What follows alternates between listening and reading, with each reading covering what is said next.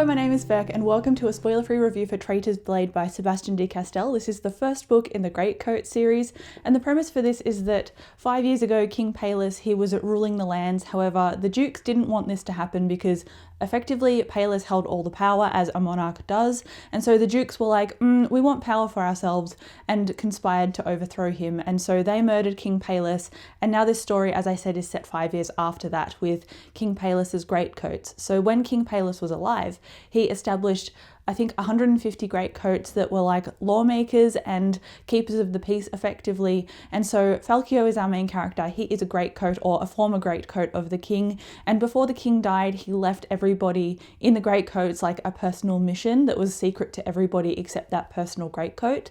So that is like the overarching storyline. Everybody has their own final words from the king. But in addition to that, there is obviously a character-driven story happening in here. So we follow Falcio and his friends Kest and Brasti.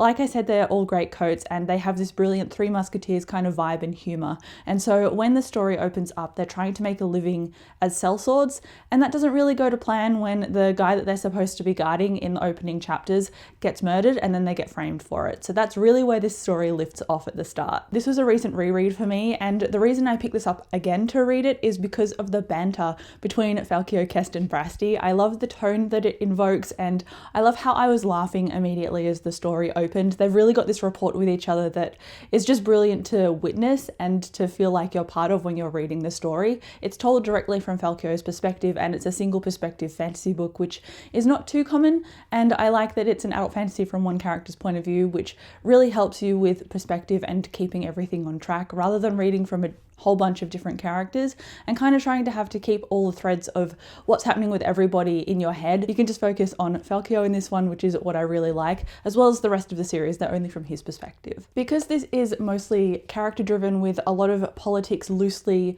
and world building loosely happening in the background, I really liked revisiting, like I said, these characters again, because I feel like that's one of Sebastian de Castell's strengths, is his character work and his deep introspection with each character. So not only did I understand Falcio's trauma and his deep self-loathing, but I also understood his sense of loyalty and his drive and just wanting to do the right thing. And I love how his ideals really cloud his character, and it takes his friends pulling him out of situations or letting him get stuck into them in order for him to see things differently. And I quite liked how all of the characters balanced each other in here.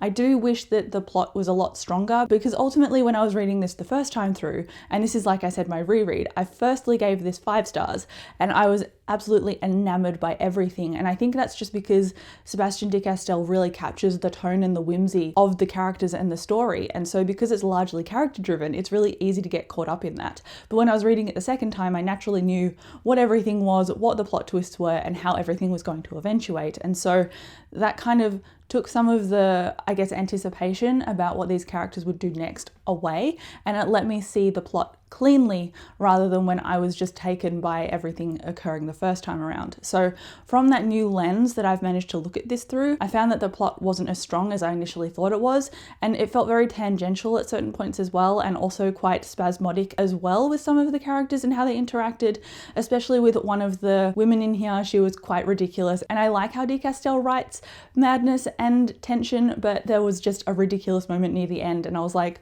that doesn't really make too much sense to me, because it's like the character snapped back to being how they were and they had this brief episode. It just felt misaligned to me. So while there were moments throughout the entire book that I adored, there were little bits here and there that were kind of like bumps in the road, I guess, that threw me off a little bit. I also just like that because this is very character driven, that Falcio makes the plot happen by actually doing things, and I think if it was just a very passive main character, I wouldn't really care about this. I probably would have DNF'd it, but because Falcio actively does things, has conversations, gets into conflicts, tries to resolve things, because he gets stuck into stuff, things happen in the plot. And because he's not a passive character who kind of lets things happen to him, it doesn't stagnate that way. And I think that's why I was so excited to revisit this series, because I knew what kind of push the characters had in it. And I knew that it would go somewhere, and I knew that they would take me on a journey, and they did. I also noticed something that when I read through this the first time, I kind of glossed over it and I didn't notice it as clearly. But when I was reading it the second time,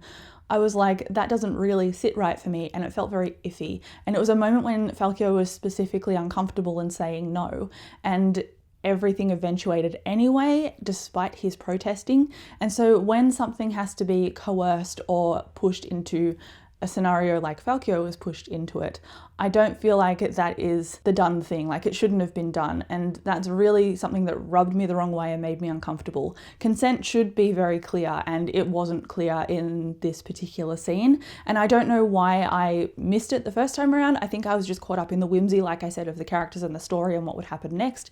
I must have just missed it the first time because I was listening to it on audiobook, and I listened to it on audiobook again the second time. So I don't know, maybe because I was more focused on the intimate moments and the specific moments in here rather than what was happening in bigger picture like the first time around. I'm not sure, but yeah, that scene near the middle to later part of the story, it made me uncomfortable and it rubbed me the wrong way. And I think in the rest of the series, I don't think things like that crop up specifically, but I know that Sebastian de Castell really comes to a head with his character work, and so I feel like it's an early blip in the road, and I wish it hadn't eventuated in like a positive moment in Falkio's story development. It frustrated me that it wasn't handled properly. So that is the only thing when I was reading through this, apart from kind of finding the plot a little bit vague at some points, that moment and that scene are what brought my rating down, unfortunately. So the first time around, like I said, I gave this a 5 stars and I was taken by it completely. The second time around, I'm giving it a 4.5 stars out of 5 instead. So basically, to conclude this review, I think that de Castell writes madness and cruelty eerily well, and he really just manages to capture everybody and how unique they are, and I love how all of that plays out. I really appreciate it. And so I think if you want to be like amused and mystified, these are the perfect books for you, at least in this series. This does set out all of the tone in the characters and some of the loose politics that are going on in the background, and then it delves more deeply into that in the next book. So I like that this didn't try and tackle too much, especially because it's not massively long. I like that it took a bite out of a story that is going to be developing later, and it was a manageable size that was bitten off. So I think de Castell really nailed it when it comes to characterization, tone, and whimsy. He did incredibly well.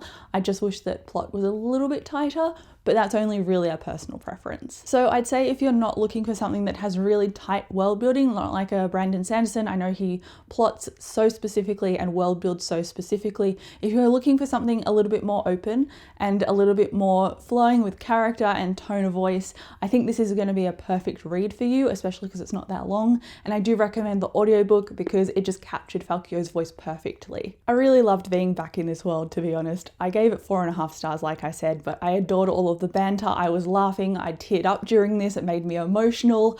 I just really enjoyed my journey down this road again, and I'm really glad I've decided to retread it because I just love Falkio and I love the ridiculousness that he gets himself into, and I love how light it can be and then how dark it can get at the same time. I think it's very well balanced. So if you want to read this, please do. If you've read it already, come and chat to me down below. But that concludes this review. Thank you so much for watching this video. I'll come chat to you in the comments, and I'll see you in my next video.